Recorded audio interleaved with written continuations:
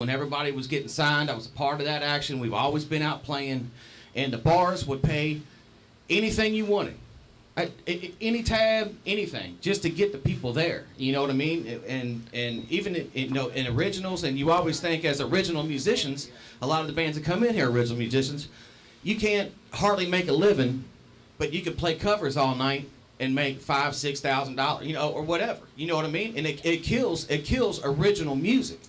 And I'm part of it now. I'm 43 and I play in a cover band because that's the way I enjoy music now. I still write, but that's the only way you're going to make money. Okay, T-Bone just informed me that we do have the video up and working, so just on YouTube. Okay, so we're on YouTube right now. He's trying other things, man. He's a wizard at all that. Hello, YouTube. So, Bob, how long have you owned 21st in Germantown? 3 years now. 3 years now. Is there any problems that you see from the owner point of view? Are there any problems that you see when the bands come in to play? Absolutely not. Our bands are wonderful. We've got an entrance in the back for them. They come in, set up, they enjoy themselves, they eat, they drink, and party along with everybody else. Great deal. For all the other bar owners out there and promoters, I wished you would be here today because this is a problem that we need to discuss in an open table. Is there any kind of bar association meetings, where all the bar owners get together? No, they're informal groups that talk to each other. I mean, if another bar needs heat, heat for outside, we're willing to lend it to them. So there's there's a good communication between the bars directly, but no real association. Man, there should be a stronger association with the bar owners.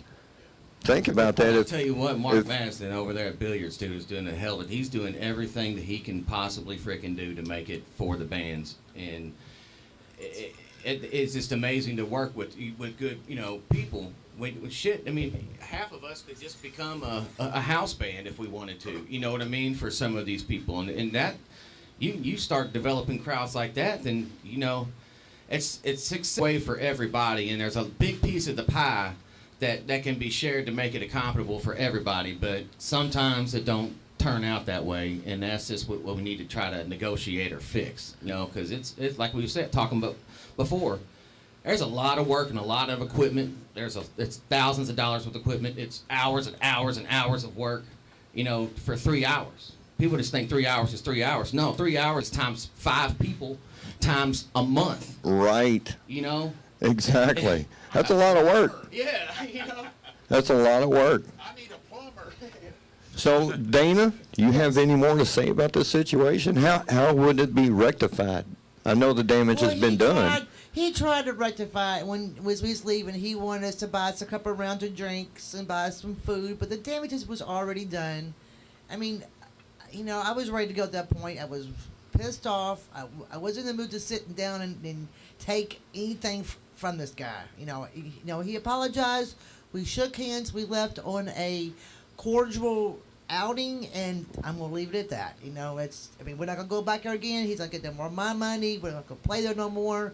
But I'm not going to bash this place. If people want to go there, hey, y'all go there. It's a nice place. Gotcha. So how was it when you was playing, Al? It was a nice little setup. Remember our last show at 21st? Yeah. Well, the sound man that night was the sound man for that night. And I love Sean. But he had told me at that moment, hey, man, I just got this out of the box. Oh, shit. And I looked at him and I said, oh, my God. And thank God, it was just me and Billy. It wasn't a full band. But everything was sounding good on stage and everything like that. It didn't sound bad off stage. Sometimes when you play your guitar, it was like rattly, but I think that's just me. No, that was not you. It was. One day I'm going to try to gather up all the sound guys in Louisville and have them come in here. That would be a good topic, Because, man, I'm telling you what, making it loud does not make it sound good. Making it loud is not where I'm at this point in my life. I want to make it to where people enjoy you. Right. It doesn't have to be on 8. I want to hear every intricate part of that instrument, and the vocals I want to hear clearly. So, y'all, Ed, Bob, y'all have anything else you want to add in there? I just want to say there are a bunch of people here. I'm in the presence of some great bands, and I just want to be sure that you have a good time and sell your merch when you come to the 21st. Excellent, man. Thank you. Hell yeah. You know what? And it might be something that a lot of times it's good to communicate. When you're talking to us, like, hey, we have X amount, like, well, and I know everybody's heard this. There's 5 members in the band. No, there's 5 members in the band, and there's like 4 more other people that make it work. Right. All those are part of the band, and everybody should be like, hey, she's the merch girl. Or he's the roadie. All of those people are there to make the band, which makes it easier for the club, and they all should be treated as equal. Because I know there's many a times Dana, she sells my shirts. She sells our shirts. We don't sell too many, but then she drives me home. That's a winner there. So she is, and obviously, when she had a bad day, it ended the show. Oh, yeah. I can imagine. It ended the show. Because I probably would have exploded It if just I be was like your there. wife. You know Your what? wife, I was she's pissed. easy going. And if someone had pulled her last nerve and she's like, we're out of here, you're out of there. Oh, yeah. I'd be looking at you and say, Al, I'm gone. I love you, man, but I'm And, gone. she's probably one of the most, look what she deals with, look what she's dealing with right now. Yeah. This is every All weekend. the time. But if someone had pissed her off, then someone had really gone and pissed her off. Right. I never get to that level of anger. Never. I mean, I get mad. But never to that level.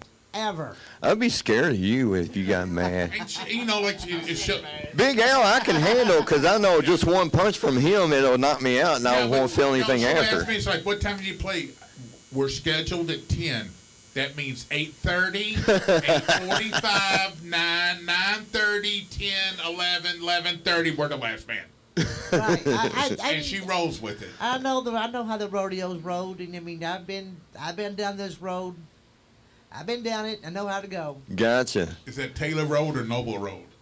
Oh, I think it was called Fairdale Road. All right, you, ladies and Bender. gentlemen, give everybody a nice round of hand here for being Thank you, man. honest. Thank you, Bob. Yeah, thank you guys. Bob, I hope to see more of you. Super. All right. Ed, go ahead and tell them what you got coming up at 21st. Ed.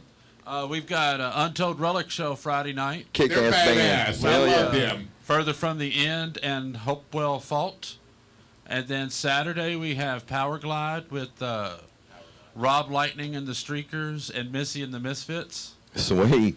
Sunday, it's this coming Sunday. We have a Jokes and Jazz event from T.S. Eliot Productions.